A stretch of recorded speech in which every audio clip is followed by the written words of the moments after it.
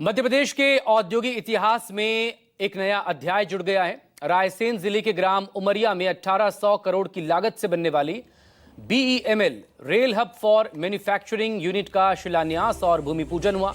इस कार्यक्रम में रक्षा मंत्री राजनाथ सिंह ने विशेष रूप से शिरकत की। ये unit future ready coach, metro train components और हाई स्पीड रेल पार्ट्स तैयार करने में सक्षम होगी।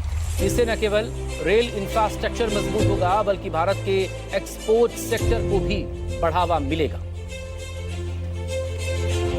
सब आपको बताना चाहेंगे, जब से हमारी सरकार बनी है 2023 दिसंबर के बाद से, तो जनवरी से लगा करके अभी 2 दिन पहले ही आपके यहाँ हमारे इसी विधानसभा और लोकसभा के अंदर माननीय शिवराज सिंह जी भाई साहब 2 दिन के अंदर 3600 करोड़ के कारखानों की सौगात मिल जाए, ये केवल माननीय राजनाथ सिंह जी भाई साहब के कारण से हो सकता है। जोरदार अभिनंदन करो। ये जितने प्रकार से विकास के काम चल रहे हैं, हमारे राज्य के एक एक युवा के उनके अपने जीवन को बदलने के लिए, ये जो अभी जिस बीईएमएल की हम बात कर रहे हैं, ये बीईएमएल मूल रूप से रक्षा उत्पादन का काम करता है। रक्षा इकाइयों को अलग अलग प्रकार के उनके साधन संसाधन देने का काम करता है। लेकिन वंदे मेट्रो के माध्यम से जब हमारे भोपाल में मेट्रो आने वाली है और मेट्रो के पहले मेट्रो की ट्रेन के डब्बे बनाने का काम चालू हो रहा है, जोरदार अभिनंदन करो। ये नए दौर का नया इतिहास, एकदम समय बदला है।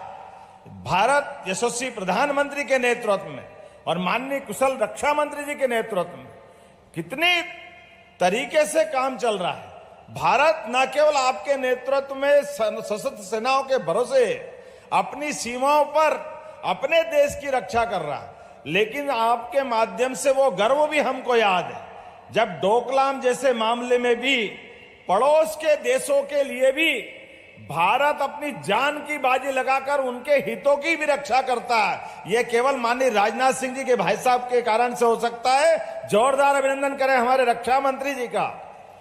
जब अपना देश भी सुरक्षित, हमारे अड़ोस पड़ोस वाले भी सुरक्षित, और आज बदलते दौर में यशस्वी प्रधानमंत्री के नेतृत्व में जिस प्रकार का समय चल रहा है, यह समय वाकई बहुत बदलाव वाला, और बदलते दौर में हमारे सबके लिए यह चुनौती भी है कि आज भारत आत्मनिर्भरता की तरफ बढ़ रहा है। धीरे धीरे हर एक क्षेत्र में अपनी स्वयं की उत्पादन क्षमता, योग्यता, किसान, महिला, गरीब, युवा, सबकी योग्यता के भरोसे जब भारत दुनिया में एक अलग अपनी पहचान बना रहा है, तो ऐसी पहचान बनाने के समय इसी प्रकार के कारखाने की शुरुआत की आवश्यकता होना चाहिए।